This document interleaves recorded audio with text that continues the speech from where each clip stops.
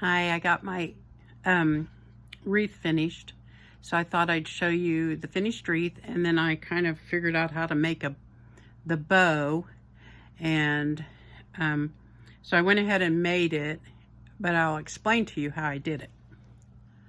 So here is the finished wreath, and here's my bow. It's not like a huge bow or anything. I didn't want it to hang down too much, but I used this fabric in it because that's what I was trying to match up, and I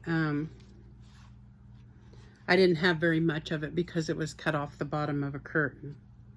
So what I did was I took this fabric, and there was about 7.5 inches wide by let's see, it's about 28.5, 29 inches long. So I cut pieces that were 2 inches wide, and some that were 1.5 inches wide. And then I also did the same thing with my red and my black and my polka dot. So I was watching a video of a lady doing it, and I kind of followed along, and she said, you probably don't really want long, flowy ribbons. I mean, maybe in some cases you do, but in this particular case, I decided not to. I'm going to show you. See, the ribbon's not that long. And then here's the loops. And it doesn't have tons and tons of loops either. So what I did, let me see if I can put this so you can see the bow dabber. This is a bow dabber, and I used a piece of Chanel stem, and you put this part of the bow dabber down all the way, which I don't think I was supposed to take. Okay, good. Anyway, put that all the way at the bottom, and then I just kind of found the middle and put it like that. Now I'm going to start working with it in this position. So what I did was I took my fabrics and I dovetailed them, and some I did one way and some I did the other. And I started out with longer pieces, like this ended up being 27 inches, and I think I ended up cutting that up just a little bit shorter. Excuse me, I'm gonna work like this. So you start out with the longer pieces after you've determined how long you want it, and you want to make sure that this is even down here. So you just start layering your pieces in. And here's what I was talking about. Some of them I cut the opposite of the dovetail, just for a little bit of contrast. So you just layer your pieces in.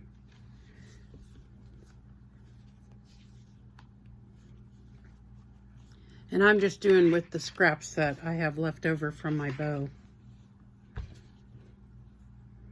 All right, so let's pretend this is how many strings I wanted coming down. So I would gradually get shorter and shorter, which this isn't a real good representative of that, but let's pretend it is without me cutting more fabric.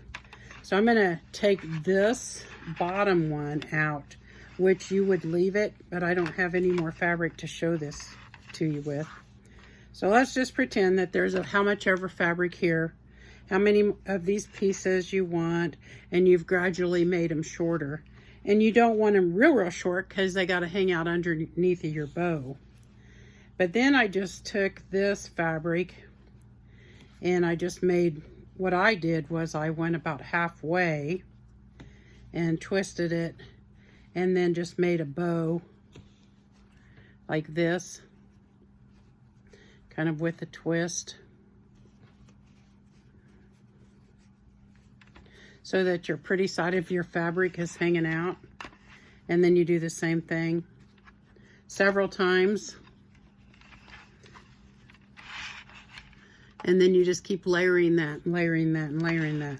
And then when I was done, I brought the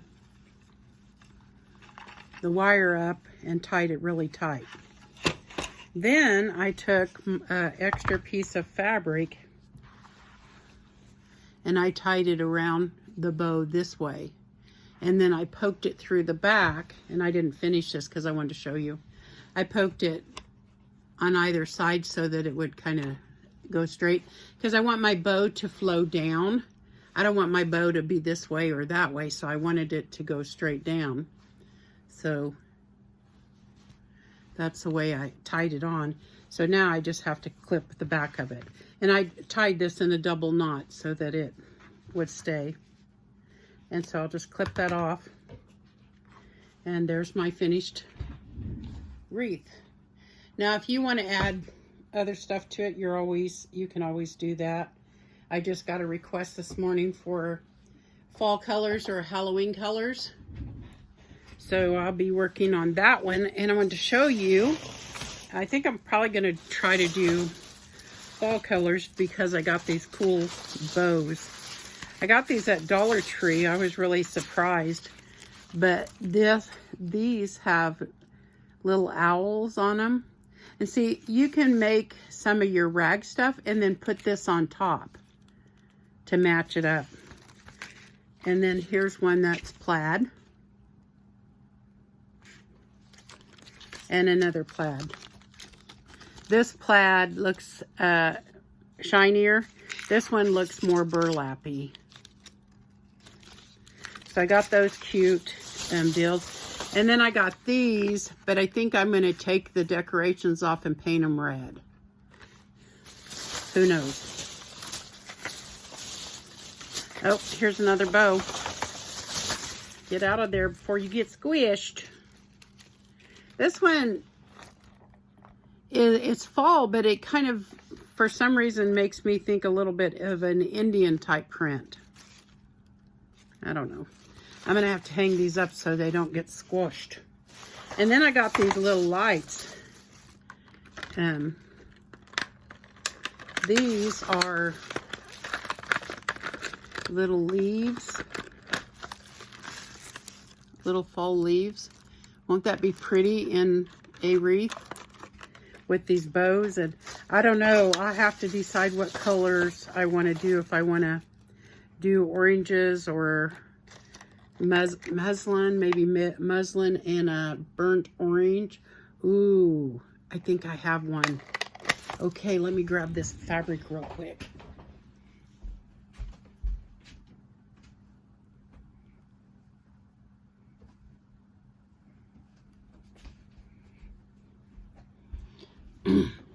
Okay, I think I have my fabrics. I didn't grab the muslin because it's on the other side of the room. But these two fabrics here and one of these bows. Yep, I think that's going to be my next wreath. And probably put some lights in it too. But it will also be a rag wreath. And remember to watch the first video to see how I made the rag wreath part. Anyway, that's how I made my bow. That's how I finished it up. And that's what I'm starting on the next one. Thanks for watching. Be sure and give me a thumbs up so I know you watched it.